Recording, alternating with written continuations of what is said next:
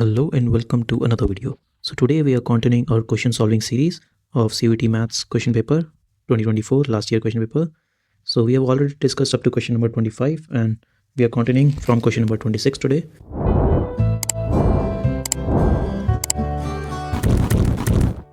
So let's start with question number 26. It says for a square matrix A cross N. Okay, you have an N cross N matrix. Okay, he's asking you about adjoint of A. Yes, this is true. Adjoint of A has a determinant as determinant of A raised to the power n minus 1. This is the correct one. And if this is correct, this is incorrect because it says n minus 1 is on the adjoint side. No, this is incorrect. In option C, it says A times adjoint A is determinant of A. No, this is incorrect. It should be determinant of A into identity, right? Then it should be correct. But this is false. And the option D says determinant of A inverse is 1 upon determinant of A. Yes, this is true. Determinant of A inverse is the reciprocal of determinant of A. So option A and D, these are only the correct statements. So here second option should be correct. Let's move to question number 27. You have the matrix 1 0 0. So this is just the identity matrix, right? So is this a scalar matrix? Yes. Scalar matrix is of the form k times identity, where k can be any real number, right? So k is 1 here because it is just 1 times identity, right? So yes, it is a scalar matrix because it is 1 times identity. Okay, scalar is true. Is it a diagonal matrix? Yes, because the diagonal entries are 1 and rest of the entries are 0, because diagonal says that it can be any number on the diagonal and rest of the other entries are 0. Yes, it is a diagonal matrix also. So B statement is also correct. Is it symmetric? Yes, because if you take the transpose of identity, you get identity matrix back. So if it is a symmetric matrix, it cannot be skew symmetric, right? Because the only matrix which is skew symmetric and symmetric both is the 0 matrix. So here A, B, D, these statements are correct only. Okay, so option 1 is a correct answer. Let's move to question number 28. You have the feasible region by these constraints. Okay, you have the constraints also. Okay, so first identify this line 4x plus y is greater than or equal to 80. Okay, what are the intercepts? So it is x upon 20 plus y upon 80 equals to 1. So you have the intercepts 20 comma 0, 0 comma 80, and then you have this line, right, joining these 2 points. Okay, so you have the line joining these 2 points. So here is the line. Okay, now this does 0 0 satisfy this point? Yes or no? No, because 0 it says 0 is greater than or equal to 80, which is a false statement. So 0 0 does not satisfy this. So the shading cannot be towards the origin from this line. So region A and region D, they cannot be the correct region for the feasible solutions. Okay, so next identify the other line. So what is the intercept form? X upon 115 plus y upon 23 equals to 1.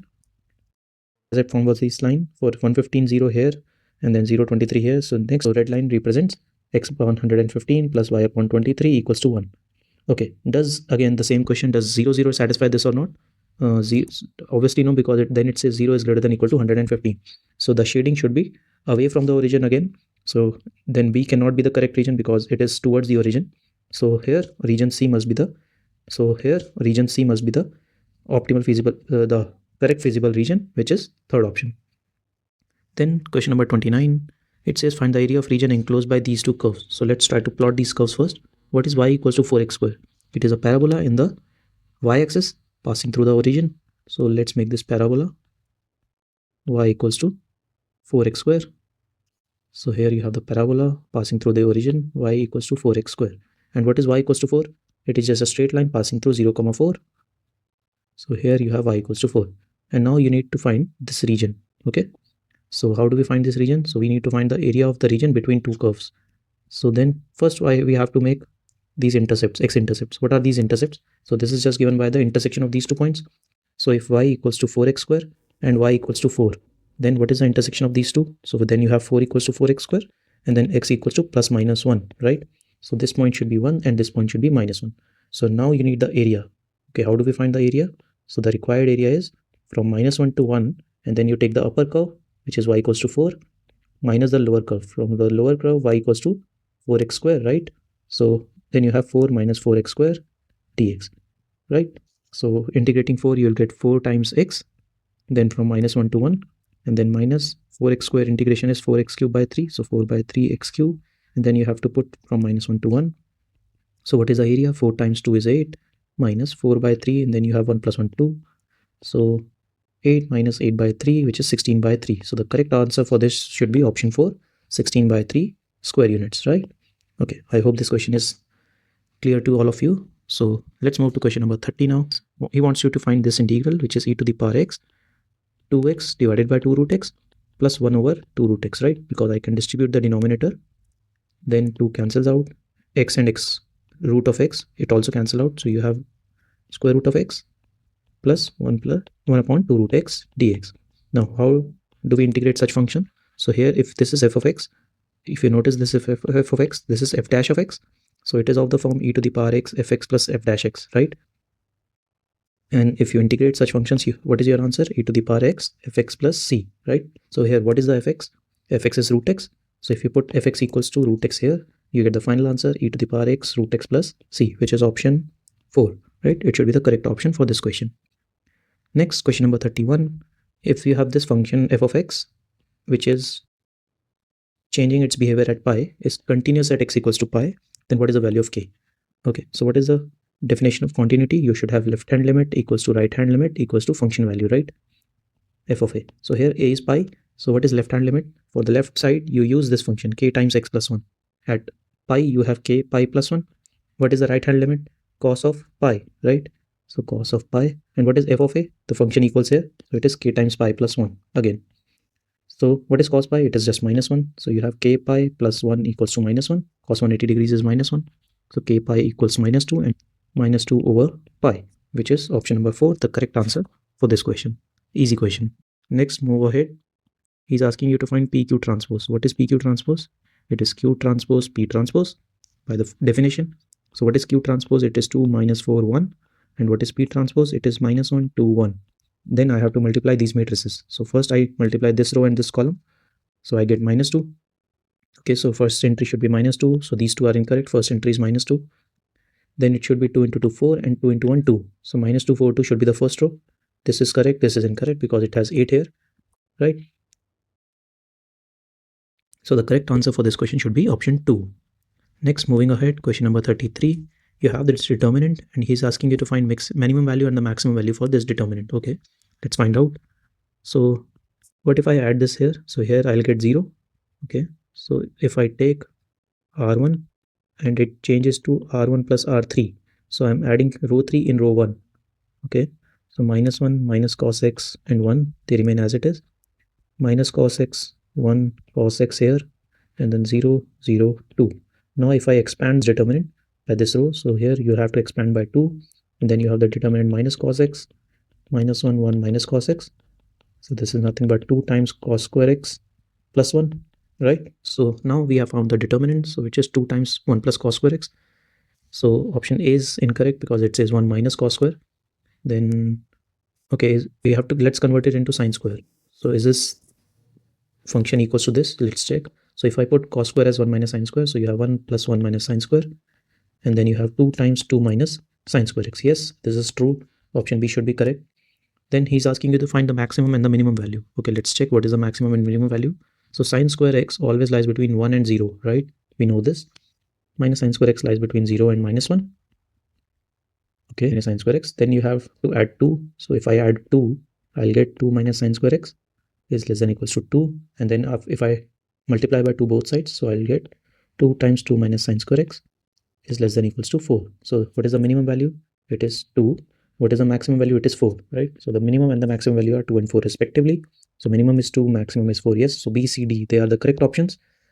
So option 4 is the correct option for this question. Okay, let's talk about question 34 now. So we have a function here and we have an interval. So you need to find f dash, critical points, maximum value and the minimum value. Okay, let's get started. What is the derivative of this function? So the derivative of sine x will be cos of x. Okay, and then plus half, and the derivative of cos function is minus sine function. So you have minus sine 2x, and the derivative of the angle, which is 2, because the derivative of 2x is just 2. So into 2, 2 cancels out. So then you have cos x minus sine 2x, which is the f dash x. Option A, the statement A is correct, right? So here statement A is correct. The derivative is cos x minus sine 2x. Then you need to find critical points. So how do we find critical points? We put derivative equals to 0. So what is sine 2x? It is 2 times sine x into cos x. So minus 2 sine x cos x equals to 0. You can take cos x common. So if you take cos x out, what you get? 1 minus 2 times sine x equals 0. Okay. Then you have either this equals to 0 or this equals to 0. So then you have either cos x equals to 0, which means x equals to 90 pi by 2, because cos is 0 at x equals to pi by 2. and then you have 1 minus 2 sine x equals to 0. Then you have sine x equals to half, and then x equals to 30 degrees, which is pi by 6. So there are two critical points. Yes, statement B is correct. Then he is asking you to find minimum value and the maximum value. So now you have the critical points and the endpoints. So you need to find x at these. So the value of fx at these values. So 0, pi by 6, pi by 2. Okay, what is f of 0? So that will be sine 0, which is 0, plus half of cos 0, which is 1. So that gives you 1 by 2, right? What is pi by 6? F of pi by 6. So when you put sine pi by 6, it gives you 1 by 2, plus half of, if you put cos 2 times pi by 6, that gives you pi by 3. Cos 60 is just half. Half plus 1 by 4, that gives you 3 by 4, right? Okay, then pi by 2. At pi by 2, sine 90 is just 1, and then half. Cos of 2 times pi by 2 gives you pi, but cos pi is again minus 1. So that gives you 1 minus half, half. Okay, so the maximum value of this function is 3 by 4, and the minimum value is half. So this means minimum value is 2. This is incorrect statement. The maximum value is 3 by 4. This is correct statement. So here option A, B, and D are correct only. So the correct answer for this question is option 1, right? I hope this is clear. So in the next question, question number 35, he's saying the direction cosines of the line. Okay, so you need the direction cosines perpendicular to these lines. Okay, so perpendicular to these. So what is the direction cosines of the line? So you need plus minus a cross b, right? So where a is this vector given by this vector is 1 minus 2 minus 2, and b is given by 0 to 1, right? So how do we find this? So then you have plus minus a cross b, I, j, k. The coefficients of a are 1, minus 2, minus 2. The direction ratios of a vector and the direction ratios of b vector are 0 to 1, right? So let's find out this vector. So outside you have a plus minus, then you have I times, this is minus 2 plus 4, minus 2 plus 4 gives 2, so 2 times I. Then you have minus j times 1, and then you have k times 2, right? So finally you have plus minus of 2i minus j plus 2k. So this is not a unit vector because he's asking you to find direction cosines. So in direction cosines, you have to make this a unit vector. So what is the magnitude of this? So magnitude of this is 2 square plus minus 1 square plus 2 square, right? Which is, okay, so square root of this. Okay, what is this? Square root of this. This is 9. 4 plus 4, 8 plus 1, 9. Square root of 9 is 3. So finally, what are the direction cosines? So either they are 2 by 3, minus 1 by 3, 2 by 3, right? Or you can say the negative of this, which is minus 2 by 3, or 1 by 3, or minus 2 by 3, right? So yeah, option 1 is correct here. Okay, so 35, option 1 is correct answer for this question. Next, move to question number 36. It says x denote the number of hours. Okay, you play. So here you have the probability distribution. So let's make it in tabular form. So then you have x px. So if x equals to 0, you have 0.1. If x equals to 1 or 2, you have to put c. Sorry, you have to put x equals to 1 or 2 here. Then at x equals to 1, you get c. At x equals to 2, you get 2c, right? So these are the three values we have. Then x equals to 3, if you put here, so then you have 5 minus 3. So at x equals to 3, you get again 2c. And then x equals to 4, if you put x equals to 4 here, so 5 minus 4 will give you 1. So 1 times c, and then otherwise it is 0. So this is the probability distribution table. So first he's asking you to find the value of c. So the total of the probabilities should be 1. So what is the total? 4c, 5c, 6c, right? So 6c plus 0.1 is equal to 1. Then you have 6c is equals to 0.9, and 0.9, then you have 0.3 divided by 2, which is 0.15. Yes, option A matches with 4. So A matches with 4 in just one option. So here 1, 3, and 4, they should be incorrect, right? Because C matches with 4. We have done up to question 36 here. I hope these questions are clear to you. So today we are wrapping up here. We'll see you in another video. Till then, keep practicing. Take care.